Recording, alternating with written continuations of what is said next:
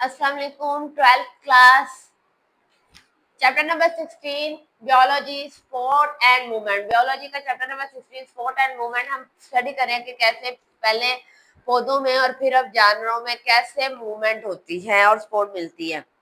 Joints की बात करते हैं तो ज्वाइंट्स क्या है, दो हड्डियों के दरमियान में पाए जाते हैं। ठीक है, जहां पे दो हड्डियां मिल रही हो वहां पे एक ज्वाइंट पाया जाता है जो दोनों हड्डियों को आपस में जोड़ रहा है। इसका काम सिर्फ उन्हें जोड़े रखना नहीं है, इसका काम उसे मोबिलिटी मूवमेंट भी देना है। जहां पे आपका ज्वाइंट है वहां से आपकी बॉडी का वो पार्ट थोड़ा बहुत या मूव कर रहा है, और जहाँ पे आपका ज्वाइंट नहीं है वो बॉडी का पार्ट मूव नहीं करता। ज्वाइंट्स को उन्होंने क्लासिफाई कर दिया है कि वो मूवमेंट के लिहाज से उन्होंने तीन कैटेगरीज में से डिवाइड किया है। इमूवेबल, स्लाइटली मूवेबल और फ्रीली मूवेबल। इमूवेबल जो बिल्कुल मूव नहीं कर सकता, स्लाइटली जो जरा सा करता है, और फ्रीली जो बहुत ज्यादा मूवमेंट करता है। जो फ्रीली मूवेबल है, फ्रीली मूवेबल ज्वाइंट है वो हिंज ज्वाइंट और बाल एंड सॉकेट है।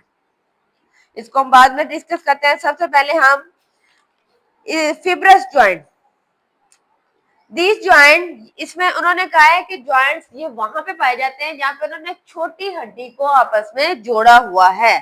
ठीक है, कनेक्टिव टिश्यू की छोटी हड्डी को आपस में जोड़ा हुआ है, उसको क्या कहते हैं? उसको कहते हैं फिब्रस ज्वाइंट।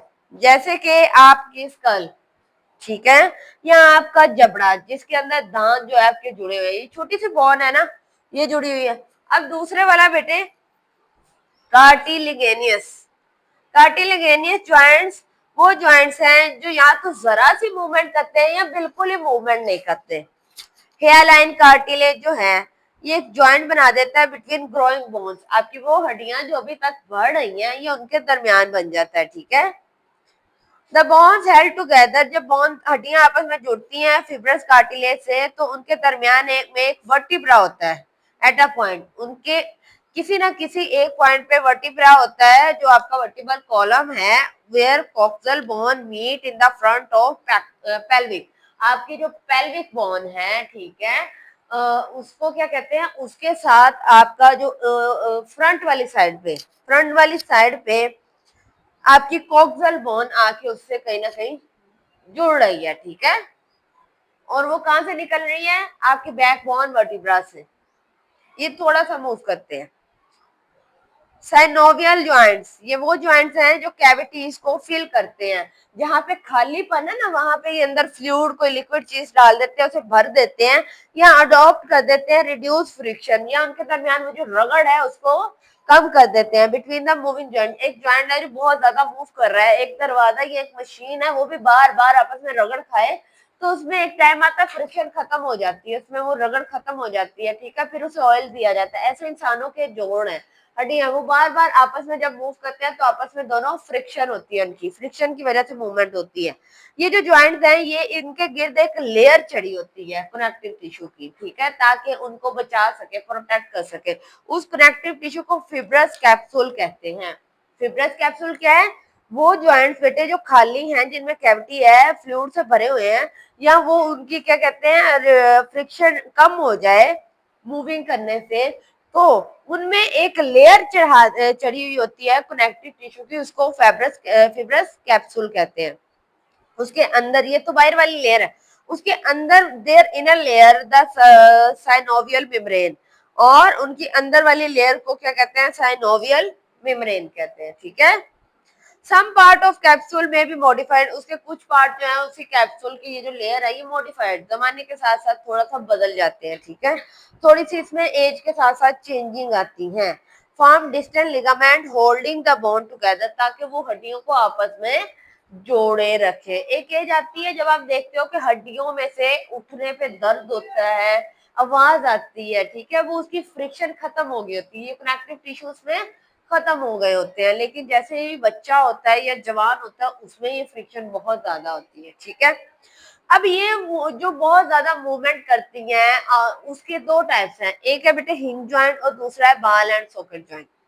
हिंग ज्वाइंट जो है वो दो ही डायरेक्शन में मूव कर सकता है, दो से ज्यादा वो डायरेक्शन में नहीं जाता। जैसे आपकी एल्बो, आपकी कूहनी या तो यू मूव करेगी और यहाँ वापस आ जाएगी, सीधा और वापस। ठीक है, आपकी नी, ठीक है, ये ज्वाइंट जो है इसमें पेयर होता है मसल्स का जो उन्हें अरेंज कर देता है सेम प्लेस पे एट दैट ऑफ ज्वाइंट, जहाँ पे ज्वाइंट है उसी जगह पे मसल्स को वो मसल्स के साथ ज्वाइंट्स को अरेंज कर देता है। On the end of each muscle, जैसे एक मसल खत्म होता है उसका ओरिजिन जो है वो फिक्स हो जाता है इमूवेबल बोन के साथ। एक उसका ज्वाइंट मूवेबल के साथ, एक एंड उसका है, दो एंड होती है ना किसी भी हड्डी की, एक एंड बेटे मूवेबल जो हरकत कर सकती है और एक उसके साथ जो हरकत नहीं कर सकती, उस हड्डी के साथ जोड़ दिया जाता है।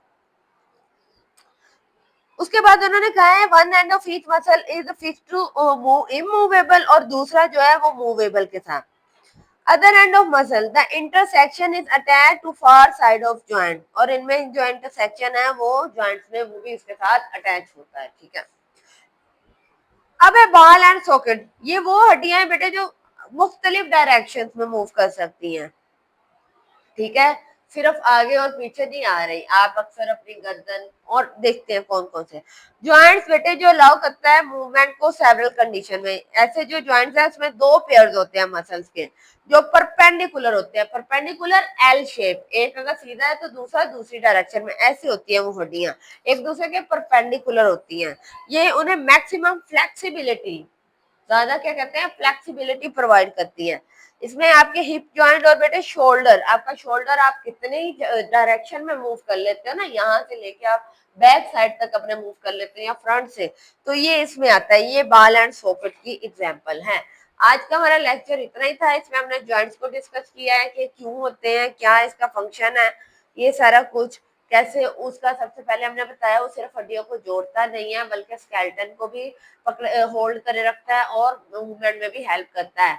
दो टाइप्स बताए थे, एक मूवेबल जो बहुत ज्यादा मूव होता है, एक स्लाइडली जो जरा सा, और एक इमूवेबल जो बिल्कुल मूवमेंट नहीं करता।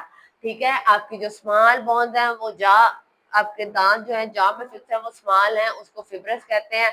कार्टिलिगेनियस वो है जो थोड़ी थोड़ी मूवमेंट करते हैं। ठीक है, जैसे कि आपका एल्बो और नी, और साइनोवियल वो है जो ज्यादा मूवमेंट करते हैं। हिंग जो दो डायरेक्शन में, आपकी एल्बो और आपकी नी, जबकि बॉल एंड सॉकेट में बेटे आपका हिप जॉइंट और आपका शोल्डर जॉइंट जो बहुत सारी डायरेक्शन में मूव कर रहा होता है। आज का हमारा ये टॉपिक था। कल हम डिफॉर्मिटीज ऑफ स्केलेटन पढ़ेंगे कि उसमें क्या क्या आपके स्केलेटन सिस्टम में क्या क्या खराबियां आ सकती हैं। आज के लिए इतना काफी है, कल मिलेंगे। अल्लाह।